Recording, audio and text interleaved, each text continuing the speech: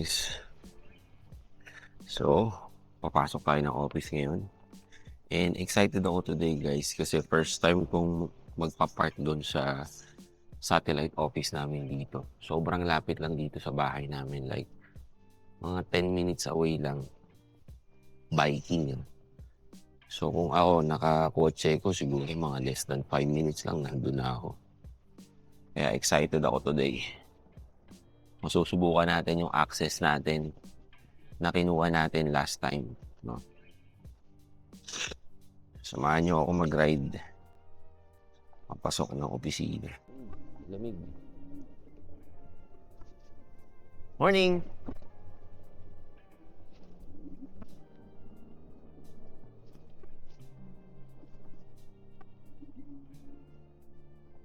Tagal ko rin hindi nagamit yung bike ko ha.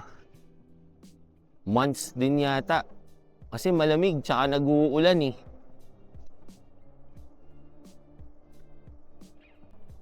Ngayon malamig pa rin. Actually, hindi natin kaya malamig. Buha tayo. Kailangan natin magsuot ng extra layer. Ang maging frozen yung tenga natin dito guys. Kala ko pwede na eh. Kala ko kaya na eh. Hindi pala. Yan. Much better. Sobrang lapit lang nito guys. As in, isang diretso lang. Nasa office na ako. Time check. 6:30. Exercise. Sarap. Sarap pumadyak. Pataas kasi. Nakakahingal din. Okay. Patag na ulit.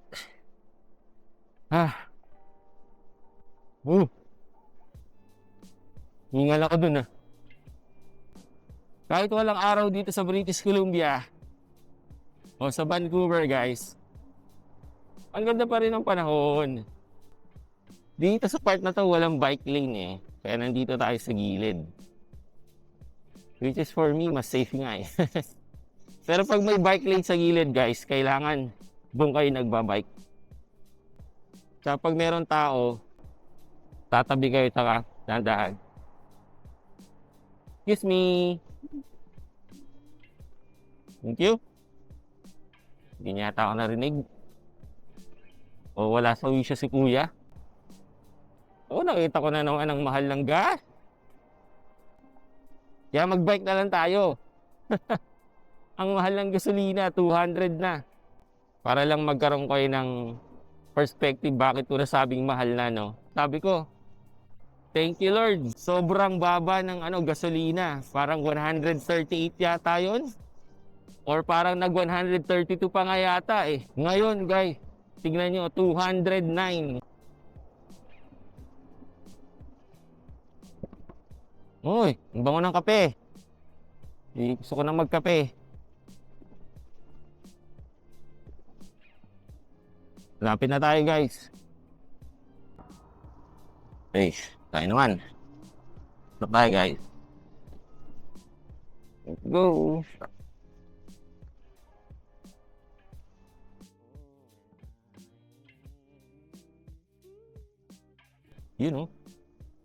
Ganda ng parking natin. Safe na safe yung bike. Nice. So, hindi ka makakapasok doon pag wala kang access card. Plus, may lock pa dito. Tutunog yan guys. There you go. So kapag naugayan, nag-iingay yan. Itong ilaw na to, may alarm din yan. I-arm lang natin. There you go. 6.5 hours later.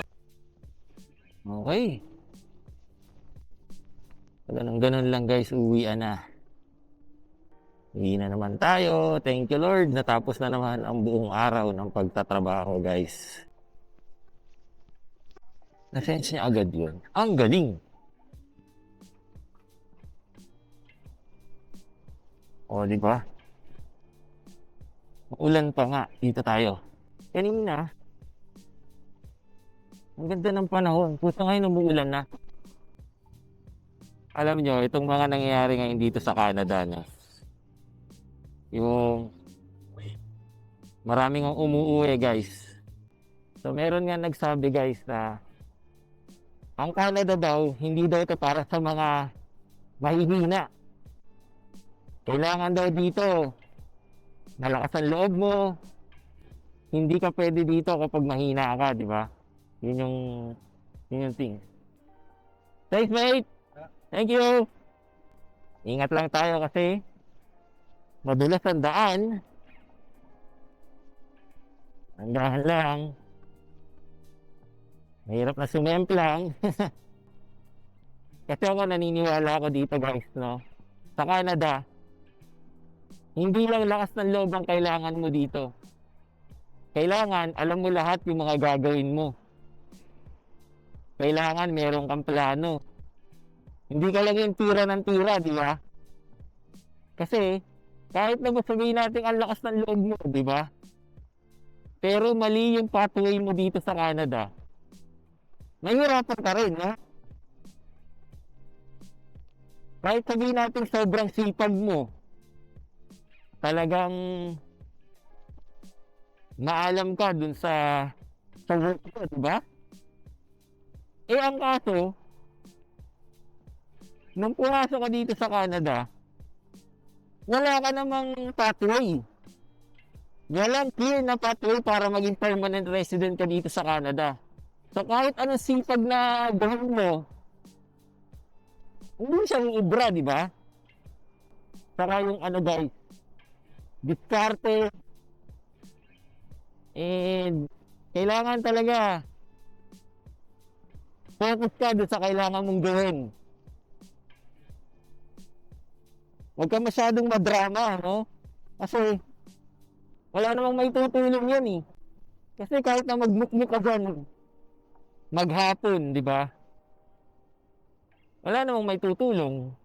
Saka ano guys, talagang kailangan mong timbangin kung ano yung mas importante sa'yo.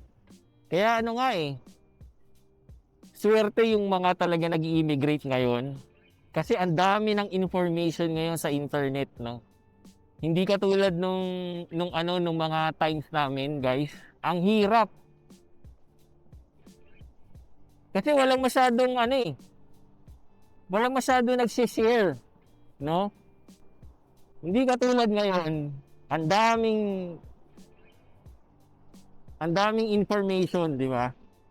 Kailangan mo lang talaga mag-research, no? At saka dapat yung mga tinitignan mo, pinafollow mo, kailangan mo i-double check, i-triple check, bago mo gawin. Mahirap kasi guys kapag tira ka lang ng tira, di ba? Mahirap din kasi pag nagkamali ka dito guys. Ito hindi isang madali. Asan na ba? Doon pala sa kabila. Sorry, dito pala tayo. Traveling south. Mas madali yung pauwi kasi pababa eh. Hindi katulad kanina nung papasok tayo, pataas. Ito kahit na hindi ka na magpedal, relax lang yung driving. Yun lang, nasa gilid ka talaga ng highway eh, oh. Yun na, nagsisimula na talaga yung mga bulaklak, oh. Ano ba yan? Hindi ko alam kung anong klaseng bulaklak yan eh. Siguro kasi noon, pwede talaga yung lakas ng loob lang, no?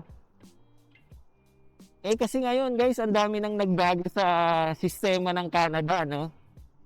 Hindi na pwede yung papasok ka na lang dito tapos sipag lang talaga. Hindi pwede. Hindi pwede yung lakas ng loob lang. Kasi noon, maraming opportunity, maraming pathway, at saka hindi pa ganun kahigpit, no? Pero ngayon kasi guys, no, sa dami ng mga changes ngayon, sa immigration system ng Canada, hindi na pwede talaga yung lakas ng loob lang. Hindi rin pwede na sipag lang. Kailangan, alam mo yung pinapasok mo dito sa Canada. At saka, meron pupuntahan, no? Ang hirap kasi guys nung sinusubsob mo yung sarili mo sa trabaho. Pero, hindi ka naman talagang pwedeng ma-PR. Hindi ka pwedeng maging permanent. Kaya yung iba, natatrap na lang sila dun.